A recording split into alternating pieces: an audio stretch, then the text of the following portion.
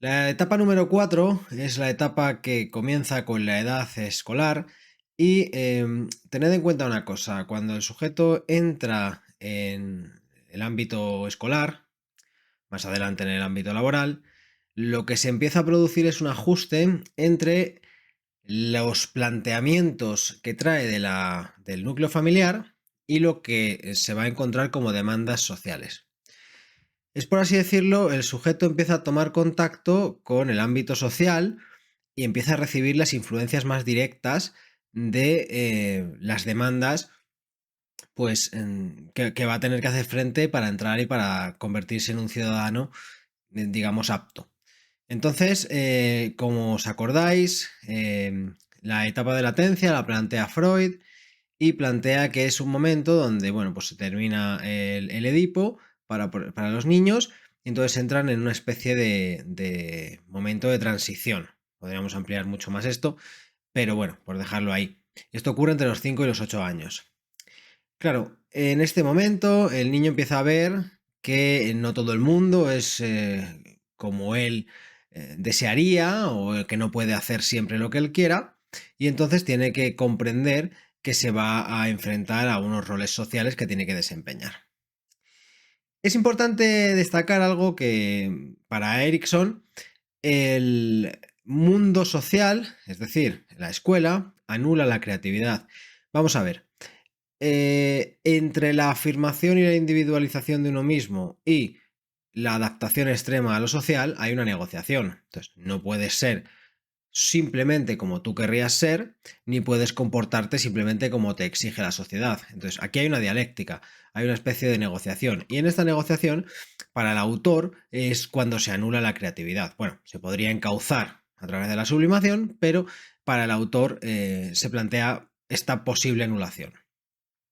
Claro, si nos vamos a la teoría de Skinner, del refuerzo, del castigo, entendemos que el niño en este momento gana recompensas, es decir, obtiene refuerzos y probablemente también castigos, haciendo lo premiado socialmente, o sea, haciendo lo necesario a nivel social. Por lo tanto, cuando hace las cosas bien, que la cultura o el grupo espera, es reforzado, y cuando hace las cosas mal, pues es castigado.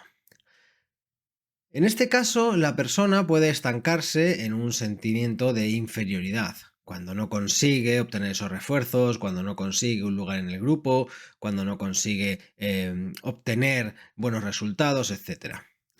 Y para Erickson, la evolución viene marcada por estas maneras eficaces de hacer las cosas, bueno, pues poder desarrollar esa capacidad de trabajar, y el estancamiento por un fingimiento de competencia. Es decir, la persona puede estancarse procurando hacer que es muy capaz de llevar a cabo según qué cosas, pero no siendo esto cierto. ¿De acuerdo? La persona tendría siempre como una especie de sentimiento de inferioridad. Si os acordáis de Adler, que estuvimos hablando de, tenéis un vídeo en el canal, pues la persona podría estancarse ahí. En la adolescencia, que es la etapa que todos conocéis, que probablemente todos hayáis pasado, desde los 12 hasta los 20 años aproximadamente. Recordad que, bueno, yo creo que estas fechas, estas etapas no son estáticas, sino que a nivel social pues pueden ir variando. En la adolescencia lo que plantea el autor es que el sujeto tiene que embarcarse en esa búsqueda de la identidad, lo cual es bastante así, ¿no? La persona va probando diferentes roles o diferentes papeles que la sociedad le ofrece y va, bueno, pues sintiendo cómo se siente, valga la redundancia, en la ejecución de los diversos papeles. La persona pues puede ir probando a ser el trabajador, a ser el payasete, a ser la víctima, a ser el salvador, bueno, pues los diferentes roles, a ser el líder, a ser el sumiso. Entonces, se debe producir lo que es una integración de roles. Uno debe asumir o saber que en algunas facetas va a desempeñar un rol y en otras facetas va a desempeñar otro. Lo que no implica que esos roles definan estrictamente la esencia y la identidad de la persona, sino que simplemente pues, el sujeto tiene, por así decirlo, un núcleo, un self, un sí mismo, una esencia, y va desempeñando diferentes roles que tienen que quedar integrados en la persona. La persona puede entender que a lo mejor en un momento puede resultar o puede tener alguna tendencia agresiva, Y luego en otro momento, pues puede tener una tendencia conciliadora, pero que forman parte de lo mismo. Hay personas que en ocasiones rechazan esto, rechazan el tema de sentir esa agresividad o sentir, pues a lo mejor, alguna pulsión que no son capaces de integrar. Si no es una estabilidad yoica, en la integración se produce la confusión de papeles. La persona no sabe muy bien, bueno, pues qué lo define, qué no lo define, etc. Y esto es muy interesante. El logro aporta identidad. Cuando el sujeto consigue ciertas cosas, va a tener refuerzos, va a tener un papel a nivel social y eso va a ir haciendo sentir un bienestar que va a configurar la identidad del individuo. Entonces, permite aportar un lugar al individuo y forjar una identidad. Cuando el sujeto empieza a sentir que es útil en determinadas cuestiones, empieza a integrarlas dentro de sí mismo, pues va, digamos, separándose de lo que no es. Yo soy bueno, por ejemplo, en gestión, ¿no? Yo soy bueno, por ejemplo, en conciliar. Y bueno, pues no se me da bien esto otro. Entonces el sujeto va teniendo una identidad más o menos conformada. Claro, la identidad ayuda al compromiso y al establecimiento de metas a largo plazo. Una persona empieza a saber a qué se quiere dedicar, empieza a tener interés por unos determinados campos de trabajo, tened en cuenta que en las etapas previas, pues el sujeto no tiene interés prácticamente, bueno, tiene interés por muchas cosas, pero no se compromete con nada. El logro de la identidad es, o también radica en la capacidad de comprometerse con algo a largo plazo.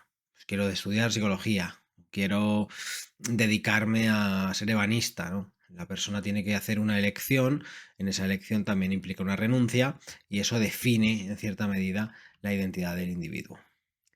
La identidad se expresa en un estado emocional placentero, la persona puede estar conforme, a gusto con lo que hace y en esta etapa podemos tener una devoción, una fidelidad como virtud.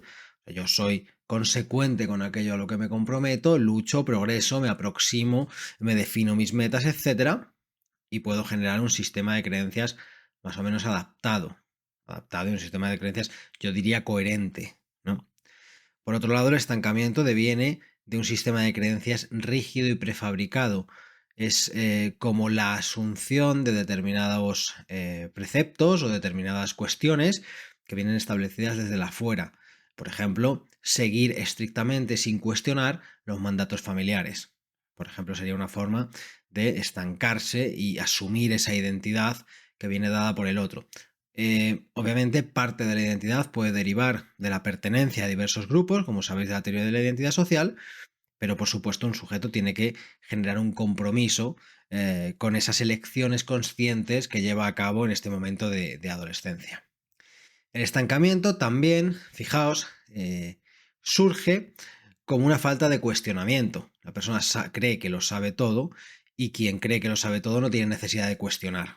Entonces es interesante ver cómo una forma de estancarse en esta etapa de la adolescencia es asumir un sistema de creencias extremadamente rígido sin someterlo a cuestión.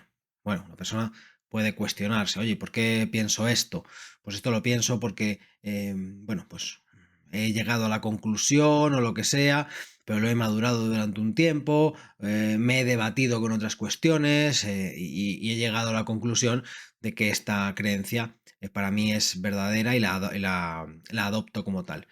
Pero si tú estableces esos principios sin cuestionarlos, pues obviamente ahí estás, yo plantearía, ¿no? Estás importando un sistema de creencias de otro que, bueno, pues no has descubierto todavía tu compromiso y tu identidad. En la etapa del adulto temprano, aproximadamente de los 20 a 25 años, yo creo que también esto a nivel social, pues la edad va cambiando, va aumentando y presupone la conquista de la confianza básica en el otro.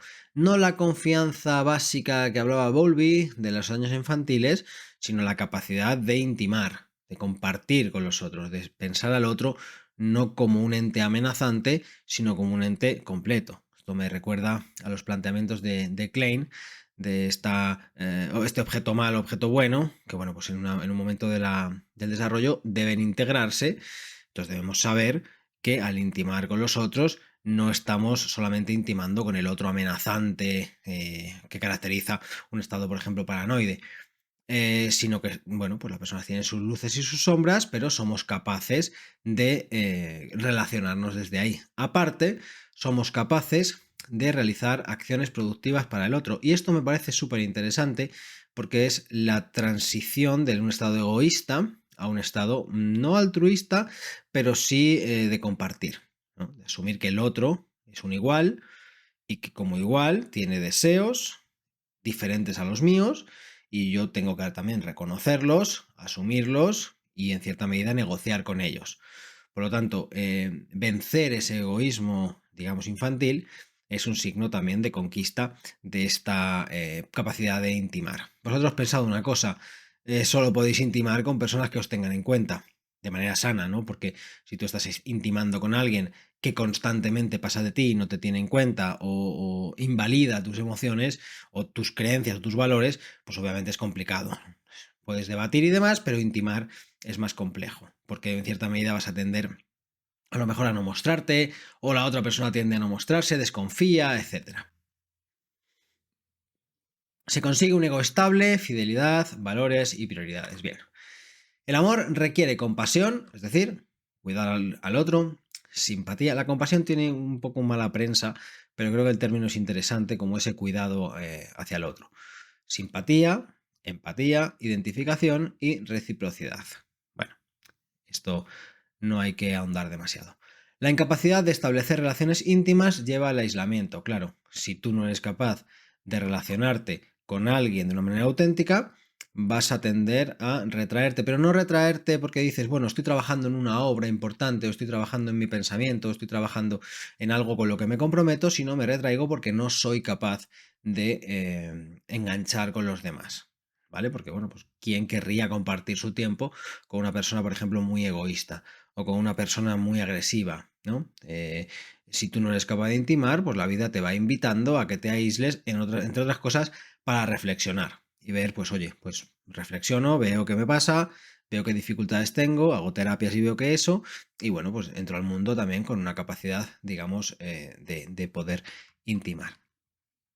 Como virtudes, en la etapa 6 se plantea la formación de amistades e interés profundo y genuino en el otro, no el interés de que te están hablando y estás pensando en lo que vas a hacer cuando llegues a casa, bueno, voy a hacer la compra, tengo que hacer, yo qué sé, estas tareas, sino un interés genuino, un interés rogeriano de dime que, de estar en el aquí y el ahora, de realmente pues, poder conectar con los demás.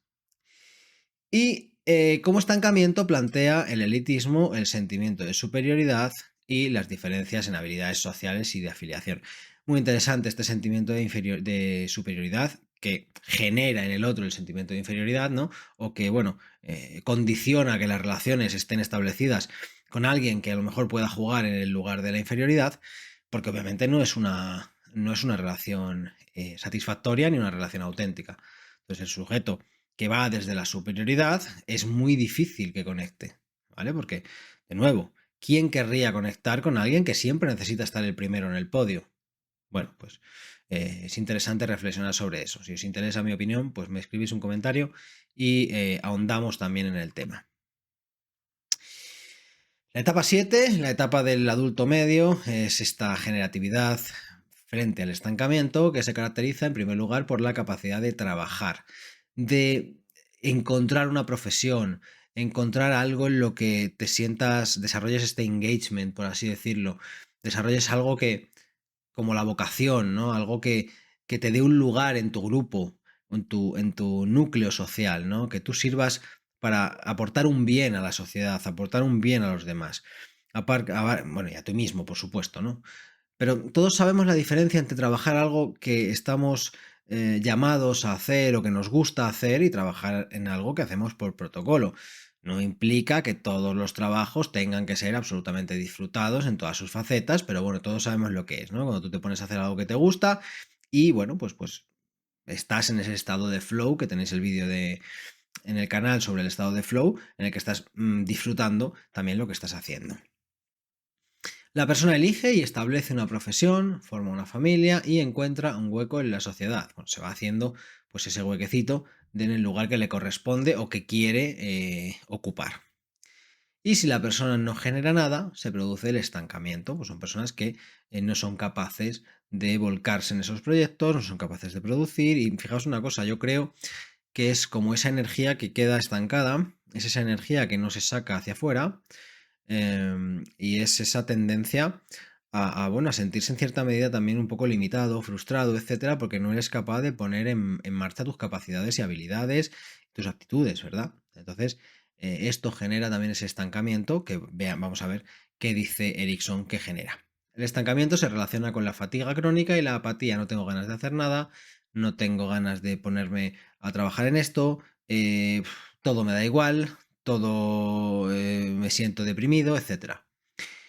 Como virtud se desarrolla la capacidad de guiar, de ser maestro, de ser padre, de solucionar problemas, de ser protector. Es decir, bueno, pues para Erickson, la persona que disfruta con lo que hace, por ejemplo, puede guiar a otros que están iniciando el mismo camino que ha llevado a cabo él o ella, ¿no? Es decir, bueno, pues yo he pasado por este proceso y soy capaz de generar algo útil para el otro, de guiarle, por ejemplo, de orientarle o, bueno, de resolver algunos problemas de forma íntegra, ¿no?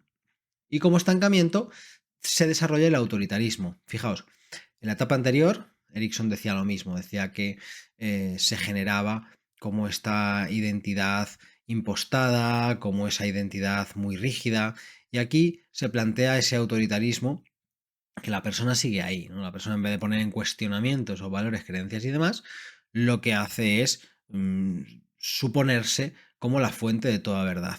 Es interesante que en estas etapas de Erickson, si os dais cuenta, el estancamiento se produce por el no cuestionamiento.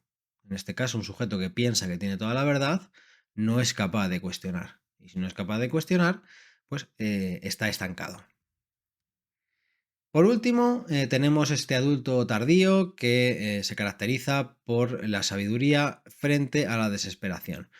Para el autor, esto se produce de los 60 años en adelante y aparece una unificación de la personalidad. Es como que la persona ha podido integrar esas luces y sombras. Eso más consciente, más inconsciente, ¿no? La persona ha podido, pues eso, ser un ser, digamos, completo.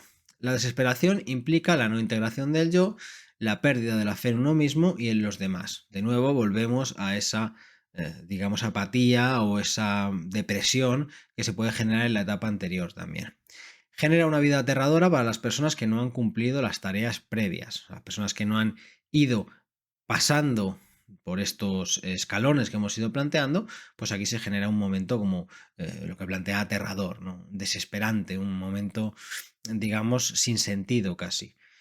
Como virtudes se plantea la aceptación, interesante la aceptación de nuevo, ¿no? Que decía, creo que era Rogers, que la paradoja del ser humano era que solo cuando se aceptaba podía cambiar, ¿no? La aceptación parece ser un elemento central en el desarrollo de uno mismo y en el desarrollo, digamos, del plano emocional, intelectual, etcétera. Y luego tener un sentimiento de esa vida plena, que está en cierta medida también caracterizado por la capacidad de también ser agradecido, ¿no? Uno se siente, en lugar de sentirse frustrado con todo y instaurado en la queja, se puede instaurar en el agradecimiento, ¿no? Que es lo que se hace en muchas prácticas también, bueno, si lo veis en la religión, ¿no? Cuando en la mesa pues damos gracias a Dios por tal, o en estas libretas de la gratitud que hace la gente, ¿no? Por dar gracias de lo que uno tiene, ¿no? Ese momento de reconocer las cosas, digamos, buenas y poder agradecer sin perder de vista las que hay que trabajar para mejorar, pues también es un punto que resulta virtuoso. Y como estancamiento es un pretending, ¿no? Un fingir que se es sabio, fingir que se ha trascendido, por así decirlo, y luego el desarrollo de ese autoritarismo que viene de etapas previas y esa necesidad constante de tener la razón. Son muy interesantes las etapas de Erickson. En cierta medida yo creo que se pueden ver en las personas a medida que van pasando los años. Quizá no de forma tan evidente, no de forma tan escalonada, a no sé que tengas una visión muy profunda del ser humano o de la persona a la que estás percibiendo, Pero vais a ver cómo estos conflictos os los podéis encontrar de forma habitual en diversos individuos. No necesariamente en la edad concreta, porque hay una persona que puede estar buscando su identidad con 30 años y hay una persona que puede ser sabia con 50. Pero no deis tanta importancia quizá a los años, sino a los elementos definitorios, a las virtudes y sobre todo al estancamiento, ¿no? ¿Qué planteamientos llevan a cabo o se relacionan con el estancarse? Por ejemplo, el tema del egoísmo, muy interesante. Hay muchas personas estancadas en el egoísmo, es muy habitual, es algo que está ahí y que, bueno, pues lo vais a ver y probablemente, como te das cuenta, puedes trabajarlo. Hasta aquí el vídeo de Ericsson, se ha hecho esperar, espero que os guste y que os resulte interesante. Cualquier comentario me lo dejáis en la cajita de abajo y si me dejas un like y te suscribes, pues ayudas también a darme ese feedback que, bueno, pues me da información sobre esos elementos que pueden resultar útiles para estudiantes o para, bueno, pues las personas en general. Sin más, nos vemos en la próxima, que vaya muy bien, un saludo, chao.